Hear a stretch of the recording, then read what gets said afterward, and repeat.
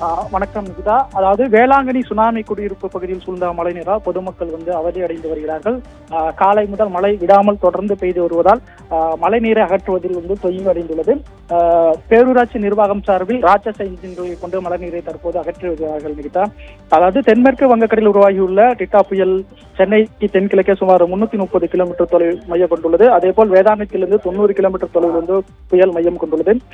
இந்த நிலையில் மணிக்கு 8 கிலோமீட்டர் வேகத்தில் நகர்ந்து வந்த புயல் தற்போது 2 கிலோமீட்டர் அதிகரித்து மணிக்கு 10 கிலோமீட்டர் வேகத்தில் நகர்ந்து வந்து கொண்டிருக்கிறது. இந்த நிலையில் நாகப்பட்டினம் மாவட்டத்தில் 5ஆம் எண் புயல் எச்சரிக்கை கூட்டம் தற்போது ஏற்பட்டுள்ளது. கிட்டத்தட்ட நாகப்பட்டினம் மாவட்டம் முழுவதும் இன்று காலை 8:30 மணி நிலவரம் வரை தற்போது வரை 3 மணி நிலவரம் வரை கிட்டத்தட்ட 52 சென்டிமீட்டர் மழையானது மாவட்டம் முழுவதும் பரவலாக பெய்து வருகிறது. இந்த நிலையில் நாகப்பட்டினம் மாவட்டத்தில் நேற்று மாலை தொடங்கிய மழை காரணமாக நாகப்பட்டினம் மாவட்டத்தின் பல்வேறு பகுதிகளில் குடியிருப்புகளில் மழைநீர் சூழ்ந்துள்ளது.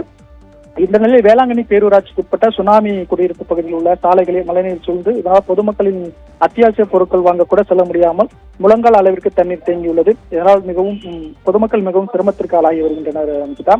மேலும் மழை நீருடன் கழிவு நீரும் கலந்து வருவதால் நோய் தொற்று பரவும் அபாயமும் தற்போது அங்கு ஏற்பட்டுள்ளது. மேலும் தற்போது பேரூராட்சி நிர்வாகம் மூலம் ராட்சச இன்ஜின் மற்றும் மோட்டர்களை கொண்டு தண்ணீரை அரைக்கும் பணியில் பேரூராட்சி நிர்வாகம் ஈடுபட்டு வருகிறார்கள். அதாவது தொடர்ச்சியாக மழை விடாமல் பெய்து வருவதால் மழைநீர் அப்புறப்படுத்தும் பணியில் தொய்வும் ஏற்பட்டுள்ளது நிகிதா.